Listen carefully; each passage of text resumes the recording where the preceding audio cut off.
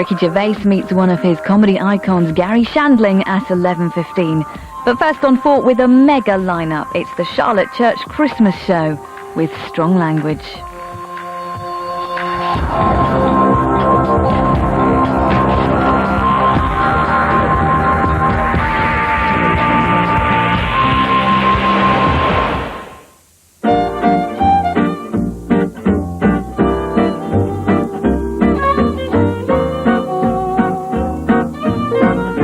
Creamy hazelnut and light crispy wafer. Bueno, a little bit of what you fancy. And now, live from Cardiff, the city where it always seems like Christmas because they're all drunk by lunchtime. It's the Charlotte Church Show Christmas Special! With special guests, he's as sharp as holly and as tasty as Christmas food. It's Paul O'Grady! Giving the gift of laughter this Christmas, the tight bastard, it's comedian Ben Elton! And performing live on the show, 3 Christmas crackers I'd love to pull, the Sugar Bees! But now, please welcome the star of the show. She's full of Christmas spirit. Well met, but hey, it's almost a spirit. Miss Charlotte Church!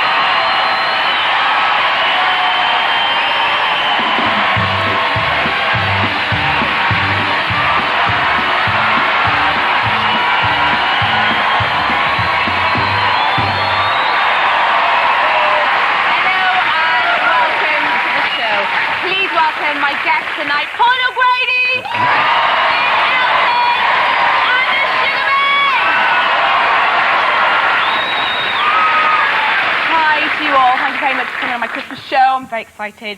So it's only 3 days to go till Christmas. What are you hoping to get, Paul? I'm hoping to get something with the receipt, Charlotte, so I can take it back.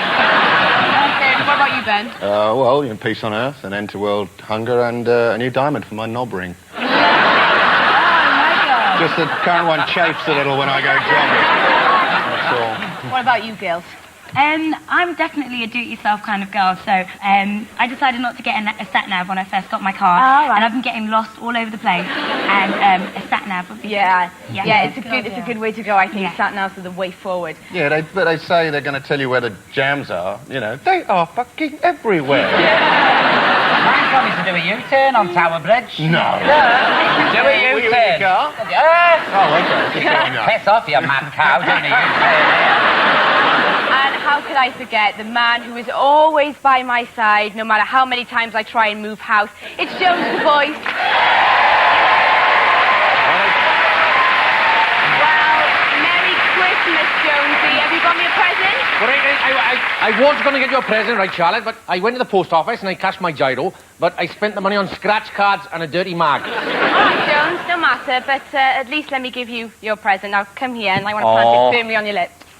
Oh, Charlotte. Oh.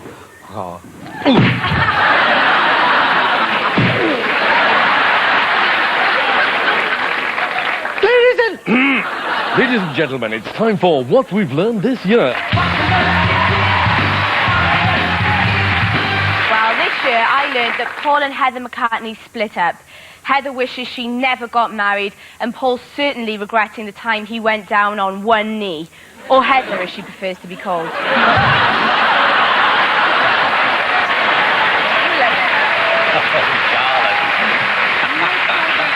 This year I learned that Madonna adopted a baby boy from Malawi, and originally local officials said Madonna couldn't be the boy's mother. Grandmother, yes, but not mother.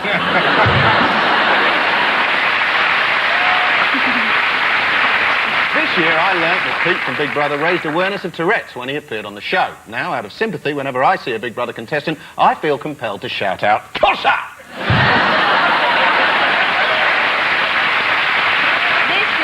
That the voice of the speaking clock died at the age of 85. She suffered a number of seizures, and at the third stroke, she was declared dead. This year, I learned that John Prescott had an affair with his secretary. She was badly hurt in the affair because she got on top and burnt her ass on a light bulb.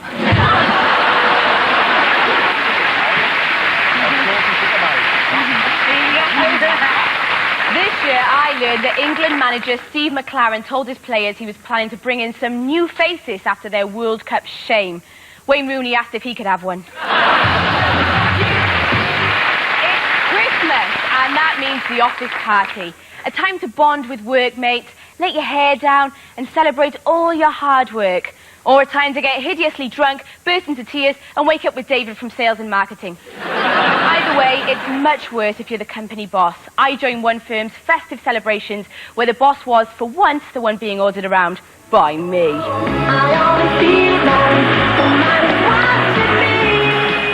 The office Christmas party is notorious for people making fools of themselves. But this boss doesn't need drink to make him look like a tit. Meet Paul. He's the MD of an adventure company called Body Flight, and tonight is his office Christmas party. Paul is wearing an earpiece, which means he can hear everything I'm saying without his colleagues hearing a thing. I'm going to make Paul do some really stupid stuff tonight, and he's promised to do everything I say. Hey guys, I'd just like to welcome you to our official Christmas party. Thanks a lot for coming. Thank you. I think Paul should get the team into the religious Christmas spirit. Each of you hold hands immediately. Okay, everybody, I need you to stop eating. And hold hands. Hold hands. After 3, 1, 2, 3, we love baby Jesus. Okay, after 3, we love baby Jesus. Now, this is a Christmas party. After 3. Okay. We love baby Jesus. There you go. That's good, you can eat now. I've bought some highly inappropriate presents for Paul's colleagues, and he's got to pretend that they're from him. I've got my favourite a present. Okay, so my 4 favourite people I bought presents. The first one is Andrew. Stand up. As you all know, Andrew is my #1 favourite. Stand up. Open it. No. Oh, you open it.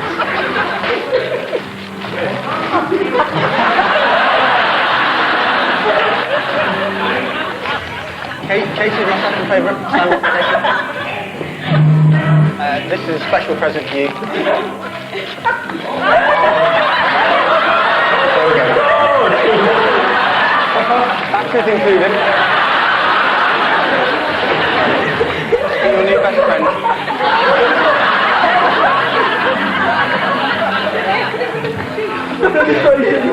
Time to get Paul to make his neighbouring colleague Jay feel very uncomfortable.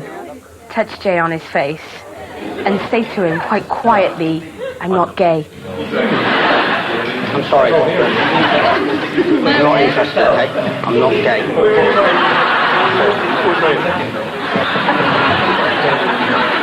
No, seriously. No, seriously.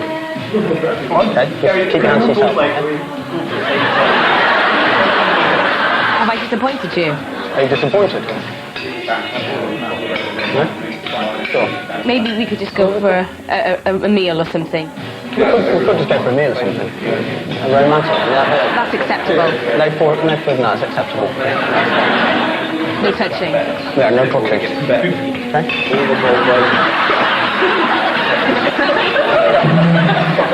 No showing me your winky. Definitely no showing me your winky, right? Finally, I think Paul needs to have a bit of a sexy dance. No offence, because this one's for you. Go on, really sexy.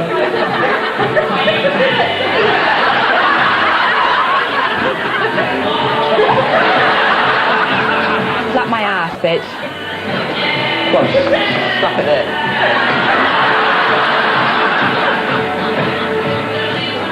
Time to put Paul out of his misery. Santa is coming to the Christmas party to reveal all.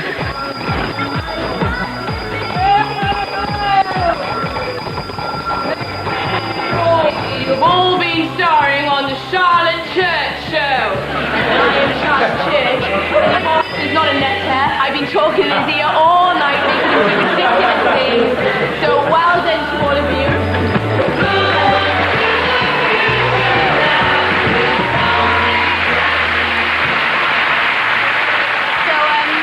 What's the most embarrassing thing that has happened to you whilst drunk? About 2 years ago, I started first going out with my boyfriend and had a few drinks, got a bit hammered on the first date, went rolling down this drive and knocked myself out in a car. So, they helped me get up as well. It was so embarrassing. Wow. Oh, it's horrible. You, Paul, are you completely off the booze now? Now and then, you know, the odd bottle. The odd keg. No, I am actually. I was never really on it, Charlotte. That was all a myth. Yeah. Seriously, now you know, I read in The Sun or one of the tabloids that said, Paul O'Grady used to drink a bottle of whiskey a day, 9 pints of lager, and smoked 80 fags. I thought, I'd have to get up at frickin' 6 o'clock in the morning. Well, that's all we've got time for in part one. We'll see you after the break. Still to come on the Charlotte Church Show, from brag to riches, it's the one and only Paul O'Grady. Charlotte names and shames a real-life audience Scrooge. And Ben Elton runs down his biggest price of 2006.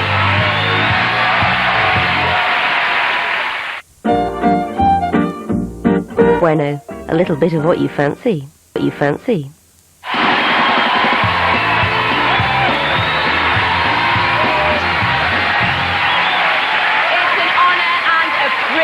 To welcome my next guest. He's the undisputed king and queen of Tea Time Telly. Please welcome Mr. Paul O'Grady!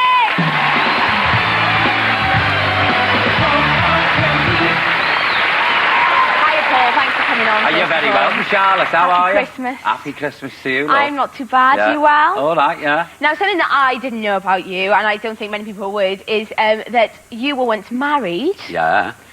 to a Portuguese lesbian waitress. Yeah. Didn't you know that? No. Really?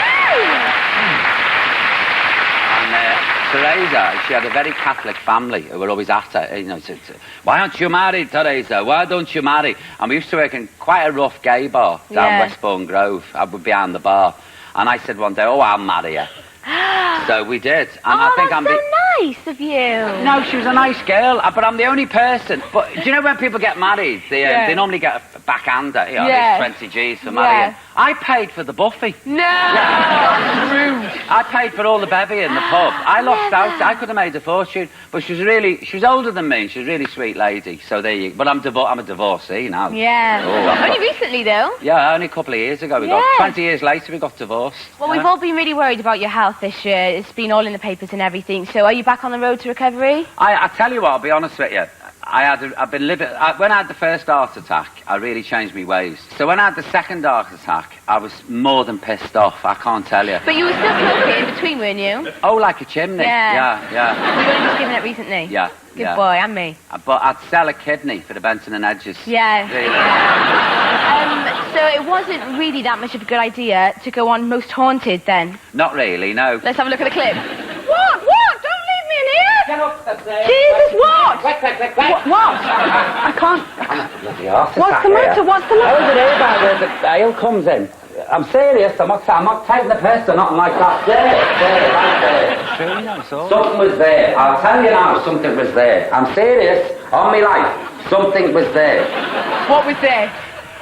Do you know what Yvette Fielding, who does it, was sat in this bloody cellar in this pub where Jack the Ripper had been or something. Oh. And we're in the dark, you can't see a thing, and she's saying, if there's anybody here, please throw something. I'm surrounded by 50 metal kegs. I said, are you out your frigging mind? I'm going to get belted on the head here by a keg of Guinness. She said, please throw something. And so she goes off, and I'm sort of sat there, and I don't know whether your mind plays tricks, but in the corner I sort of saw a bit of a shape. Really? Yeah, I left there, I was gone. Sorry, girl, sorry, feminism, that's it. You know, women and children first, my art. You've had some great guests on your show. Who has been your favourite? And did you ever get starstruck as well? Oh, yeah, all the time. Yeah, Lauren Bacall. I mean, Yeah, that's some I people saw her. God's widow. Yeah. She sat on my couch. Yeah. You know, I'm going, what the hell, fire. Yeah. And then, you know, and as she's leaving, she said, give me your mobile number, kid. Did she? So then the phone went. So about 8 o'clock one morning, I had this pow! And I'm like, Jesus, who's this? I said, who the bloody hell's this ringing me at this friggin' hour of the morning? Lauren Bacall, The best person I ever met was Tom Cruise. I was doing a TV show in America, and I was in the dressing room. I got half a face of makeup on. I looked like something out of Clockwork Orange. Tom Cruise knocks on the door. I open the door. He's there with his 2 kids. Can I come in? We're really big fans. I play his CDs to my kids every night. My mother's behind him, going, smoking. Introduce me to Tom. Introduce me to Tom. I was like, oh, sorry, Tom. And he turned around to my mother. She was like, hi, I'm the vessel. She was fabulous, and he was a lovely guy. He's only it's like a borderwood, isn't it? Oh, he's not about that this small. big. He's tiny. I don't think he's that Isn't small. he? No. But everyone's tiny to me, because I tower over them. Yeah, you're really tall, isn't you? Yeah, well, about 6'1". All right, well, we've got a clip from one of your shows, which is rather fabulous, so take a look.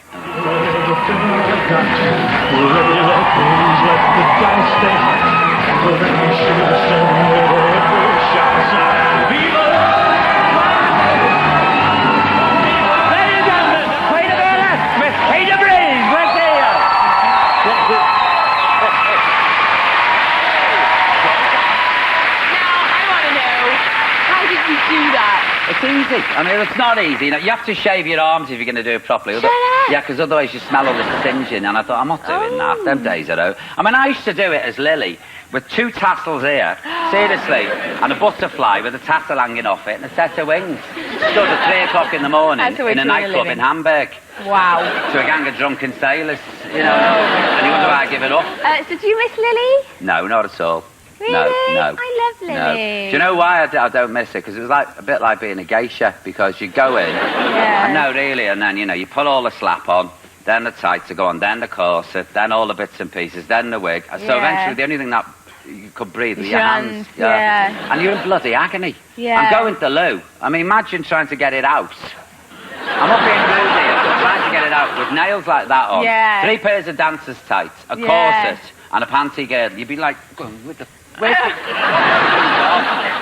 no. And, like, you'd come out with your kidney in your hand, so you go, oh. Shit, it's my spleen. But I did enjoy it. I had a ball doing Lily, seriously, don't get me wrong. I went to fabulous places, and I met all sorts of people, and Would you mind if we show a clip, because I love Lily? No, show her. This is a clip from 1998. Oh, God, don't. You say, carry a pot of pepper in your handbag. What bloody good's that? That's one of them big wooden jobs you get in an Italian restaurant. Mug 'em. Or mace. I don't mean the stuff you put on cakes. It's like a mace spray. Looks like a breath freshener. In fact, over here, that's one she does. It was a breath freshener. She was like that for a month.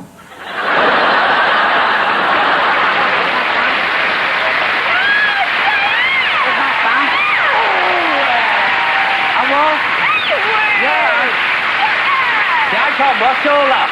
I've never watched it. I love Lily. But I wasn't that beefy. She was a big beefy girl, Lily, wasn't she? I'm like that now after all these hours. There's not left in me. Do you like Christmas as a whole? Not really. Oh, why? I love Christmas. I got a game last year that gave an electric shock. I've got a fucking heart that's hanging on, you know what I mean? I get this machine that you have to do this with like a thing, and they'll think, thanks for that. Why don't you just shoot me or hit me over the head with a frying pan? Anyway, now, Paul, we've scoured the shop for this year's most obscure and pointless presents. All you have to do is delve into my sack and tell me what you think it's for. And do I get to So keep go on. it? If you can guess it, you get to keep it, yeah. Okay. What do you think that's for? Pull the trigger. It's something to do with artificial insemination. No. Open your legs. There you go. What is it? No idea? I don't know. It depends. Did you get it in Ann You Summers? use it around the house. It's for catching spiders. Yay! Yay! Amazing. Really? I love it. Oh, it's not bad. Well, why don't you just pick it up like that and chuck it out the window? Because they're horrible. They're not. So you'll just break a few legs in that, really, won't you? Yeah, but it does look faintly opposite. I bet you somebody'd have a good time with that, wouldn't No, they? you've got a dirty mind, Paul. So bad. That's what your Boxing Day to you then, lovely. Well, that's your first present. You can keep that. I don't want it. Go on. I'll give it to a friend of mine who never gets a shag. Right. Now, what do you think that's for? Oh. I don't know, but I hope this isn't sexual because I should imagine a night with this, she'd end up in the A&E. I've no, that's to pick something up as well, isn't it? That's to pick a hedgehog up. What is it? Dog poo picker-upper. Oh, disgusting. Really? Yeah. Well, why don't you just get a plastic bag and do what I do? When the dog does it on the bit, you get the plastic, you make a big fuss, you go, oh, Buster, and you get your plastic bag out, and you sort of go, and you just wave it over the turd, and then like, you don't pick it up, you just walk on. You pretend, and it shuts everybody up. Shocking. Well, Paul, you've been a brilliant guest. I hope you have a fabulous 2007. I hope you have a fabulous... Thank you so much for coming on.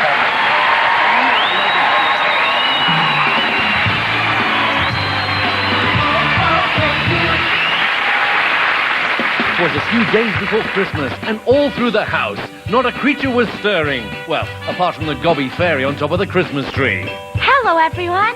Hello, boys and girls. I'm the Christmas fairy, and I'm here to spread joy and happiness to... Actually, sod this. This tree is sticking right at my chimney, if you know what I mean. Hang on a second. Oh, that's better. Where was I? Like I was saying, I'm here to spread Christmas joy and happiness to all you boys and girls in the audience. But I have to tell you, ladies and gentlemen, that right now I am not a happy fairy. I'm a sad one. Because there is one amongst us who doesn't believe in Christmas time. As the Christmas fairy, it's my job to open his eyes to the wonder of Christmas for the very first time. Don't you agree, Lee Patton?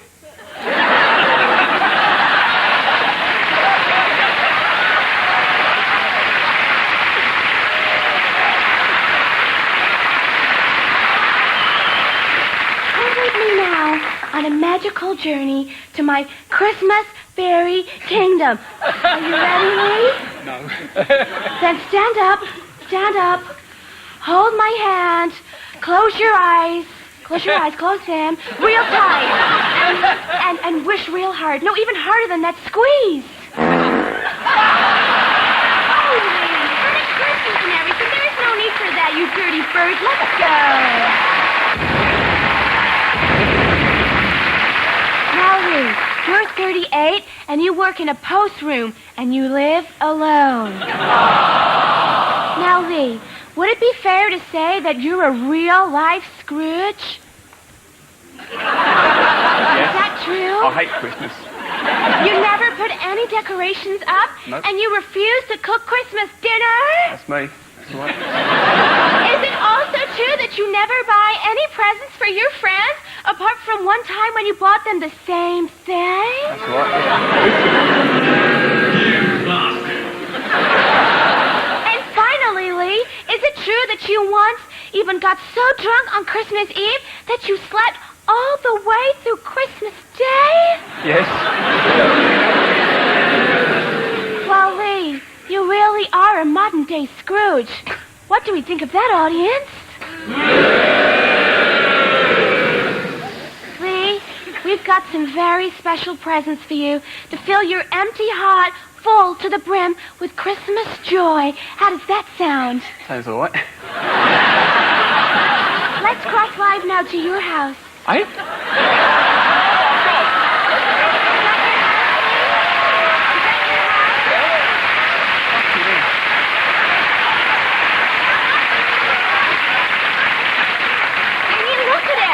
All dark, cold, and miserable. By the power invested in me by Santa, I'm about to change all that right now. Oh, my. Your house is now transformed from a miserable hovel to a Christmas palace. How do you feel, Lee? Who set me up on this? Now, Lee, I know what you're thinking. Gee whiz, Christmas Fairy. I hope you didn't stop there. And guess what? We didn't. Is this your front room?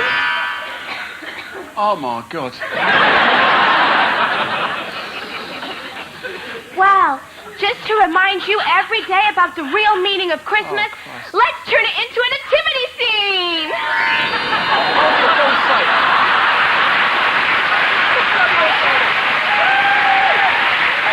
What do you think, Lee? Surprise.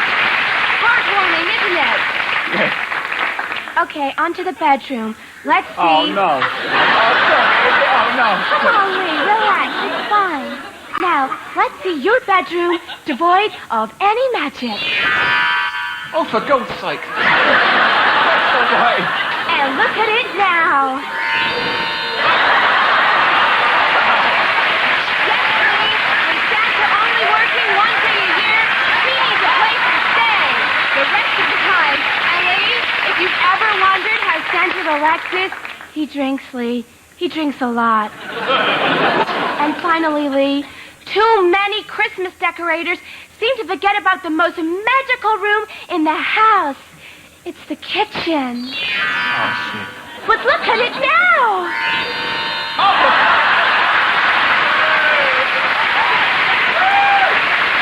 Yes, Lee, it's the little donkey from the hymn, who you can pet every time you reheat a ready meal for one. And look, Lee, he's even left a special Christmas present just for you. Are you pleased? No, I'm pissed off. Oh, Lee, you silly puppy. You see the error of your ways now? Will you promise to love Christmas from now on? I'll try. That's great, Lee. There's just one more thing to do. What's that? Just as Scrooge saw the light at the end of his story and gave away all his worldly possessions, so shall ye. Please welcome all of Lee's possessions. What?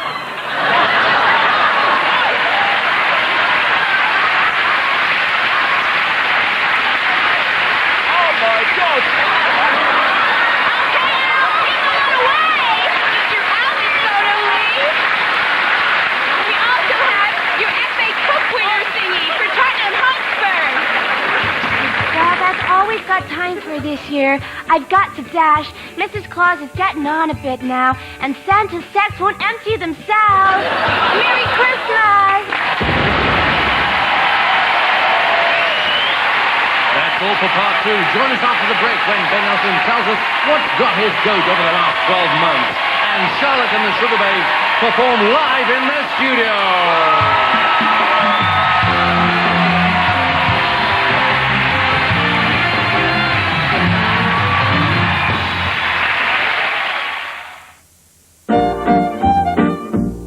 Bueno, a little bit of what you fancy.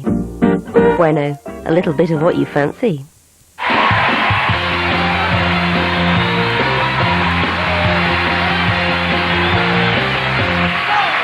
Please welcome my guest. It's Ben Elton!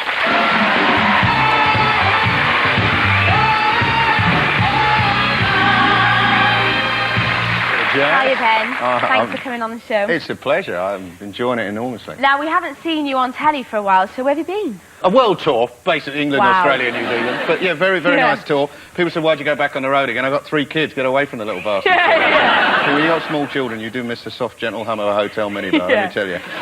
You've also got a book out, which is called Charltte. I have. So what's all this about, if anyone was planning on buying it? Well, there's a couple of days left, isn't there, for your Christmas, your stocking filler? I mean, if you've got a big stocking, you could shove me down your thigh. It's a savage satire, Charlotte. It's a savage satire on the pop idol X Factor phenomenon. You know, it's having a real go at the, you know, those crazed, no-talent fame junkies. But it's not just about the judges. You know, I have all the elements in the show. You know, as I always do it. I'm not under any illusions that I'm watching a genuine talent show, a real search for a new Elvis or a repeat. I mean, this is a freak show. I am. No, well, you're wrong. I was so under the illusion. It's a freak show, let's be honest. I mean, if X Factor has turned the whole country into one vast medieval village and we're all in the market square laughing at the idiots. I mean, that's what... Let's have a look at a clip and see what you think. Let's have a look at this. Right? Okay. Okay, why are you here, Onka?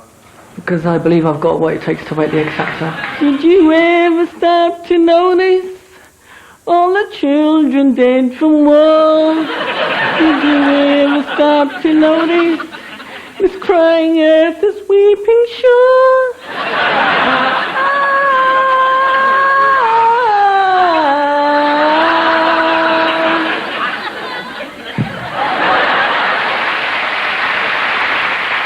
What else? You've got your goats, really. Last time I was on the road in the mid-90s, there was no internet, you know? And in some ways it's great, you know, email, it's great wherever you go, you know, but everything that's good is invented is then ruined by people. Yeah. What is this spam? This spam, every time you log on, spam. What's the agenda of these people? What are they hoping to achieve? Who are they trying to attract? You're supposed to log on, do your emails, you think, oh, hang on. Oh, that's a good point. Actually, I do have rather a small dick. And I would like to extend it in 3 days without the age of surgery. Thank goodness they got in touch. I mean, they used to say, you know, the old way of getting your letters, oh, the snail mail. Oh, how awful. We need an electronic. We need email. Oh, the snail mail. Yeah. Well, it might have been slow, but at least the postman didn't heckle you about the size of your knob every morning, did he? Yeah. So I'm a bit cheesed up about that. Enough already. Would you never have anything done yourself then, presumably? Yeah, I did have a little bit, because I'm 47 and I have had a bit, yeah. I mean, but I've never regretted it, you know. Are you joking? Oh, no, a knob reduction can help. I mean, it just means I can get through swing doors, you know. I don't have to tuck it in my socks. No, I've never had anything done as I of never yet. would. I think people should genuinely be careful and maybe think about, you know, I don't have a hobby, you know, a little model train set, cookery. Stop fiddling with yourself. Yeah, I think so too. I don't think I'd ever have anything like that done. Well, I think you're a very refreshing young woman, a role model, and if you didn't swear so much, you'd be all right for my I know. I've heard about your man. You don't like it. You're not happy. I'm with your man. We have got a clip here when you were on Friday Night Live, and this was 20 years ago. Oh, my God. Let's have a look. I look like Anne Robinson. We've seen some interesting statistics this week. Interesting treatment statistics on the National Health Service. We were assured this week by the government that the reason the population of nurses is going to shrink, we're going to lose nurses, have a shortage, is because there is a population slump. That's the reason. So now you know, it's our fault. We weren't giving it enough of that, were we? Do you know, I thought the nurse shortage might be something to do with terrible pay and conditions and thousands of them leaving the service every year, but no, it's because we weren't doing enough bonking in the early 70s. That's what it's about. Well, it's you 35-year-olds. You're to blame. You should be ashamed of yourself.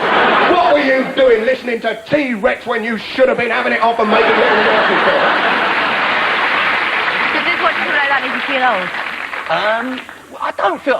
Because that was when I was don't range... You know, I don't mind the age of... I don't like bits of it. My eyebrows are going pubic. I hate that. That's the one area, you know you're getting old, the pubification of the body, like you're shaving your ear holes, but your balls molt. That's so funny. It's like the pubes are relocating there. Honestly, but your balls... Honestly, I'm walking around the house, my wife's following me with a Hoover. I've got a bar of soap in my shower, it looks like a member of the Grateful Dead, I swear to you. And it's everywhere else, you know, out your eyebrows, your ears, joins a fresh cluster around your nipples. And I think you know what I'm saying, ladies. Now, the next man we're going to have a moan about is what some people in this audience would call a saint, you know. He's a very good man. He is Bob Geldof. I believe that it's in that very accent that this sainthood thing has happened. Because he never claimed to be a saint. He just does good work and gets people motivated. But that accent... I mean, he looks like Jesus for a start. And then that beautiful Irish, it's the voice of the rebel, the voice of the poet, the street-fighting man. He was up there at Live 8, wasn't he? This beautiful woman, this beautiful woman is here today because of the effort you made 20 years ago. She was suffering from starvation, and now because of what she's here studying agriculture. Now imagine if Bob came from Dorset. Just think about that. Now that everyone, I want you to meet this lovely young lady here. Now, I want to tell you something. She's a charming young thing, but 20 years ago, she was starving. Yes, she was. 20 years ago, she was starving, but because you lost what you actually now she's studying farming. Brilliant. Well, Ben, we've run out of time, but you have been ridiculously funny, and I've really enjoyed having you on the show. So thank you very much, everyone. Ben My pleasure.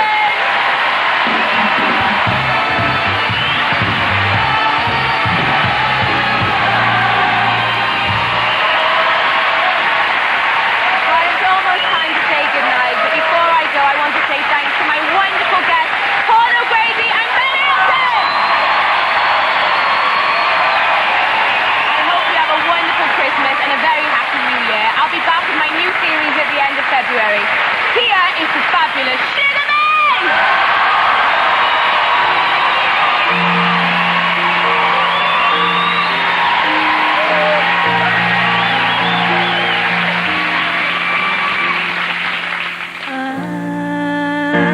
I'm dreaming of a white Christmas, just like the ones I used to know, where the treetops glisten and children listen to hear sleigh bells in the snow.